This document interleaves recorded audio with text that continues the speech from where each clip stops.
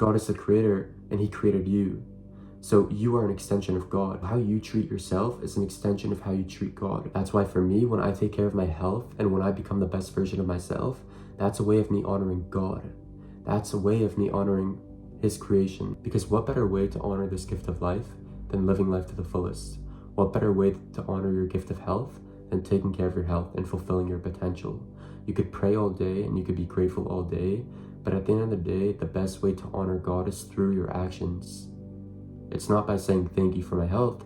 It's saying because I'm so thankful and grateful for my health, I'm going to take care of myself and I'm going to honor your vessel that you've given me. It's not by saying thank you for this life that you've given me. It's saying because I'm so grateful for this life, I'm going to take aligned action to fulfill my potential. I'm going to bring people closer to the light, to the truth, to fulfilling their potential and becoming the best versions of themselves from the inside out. And so that's how I view it. It's that theoretical foundation of acknowledging that gratitude, that prayer, that presence, but then saying, okay, now let's move on to the practical part of it, which is step 2. Because I'm so thankful, because I'm so grateful, I'm going to honor you through my actions. And I think that in religious frameworks, it lacks that component of the practical action that follows the theoretical framework. And that's why, unfortunately, a lot of the times you see people who are fat that are religious. There's some sort of disconnect, because for me,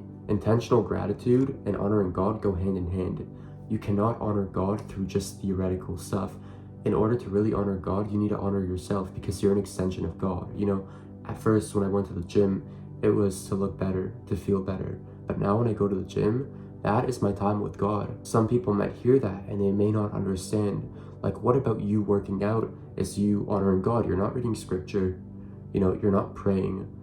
But for me, when I'm pushing past my comfort zone, when I am taking care of myself and fulfilling my potential, that to me feels like a very strong way of connecting with God. For me to understand my creator better and strengthen my connection with my creator, it's through his creation. So for example, when I am in nature, I'm connecting with other forms of God's creation, and I'm connecting through my senses, whether it's through hearing, smelling, touching, observing. And through this way, I'm able to understand my creator better because I am understanding his creation better. It's the cause and the effect, the input and the output, the inhale and the exhale. And again, I'm not saying that one way is better than another. I'm just saying that this is what works for me. And I think at the end of the day, what matters most is your intention and truly your feeling. People can tell you that you need to do X, Y, Z to honor God and to connect with God. But if you don't feel that from within you, then you're not actually being intentional with that.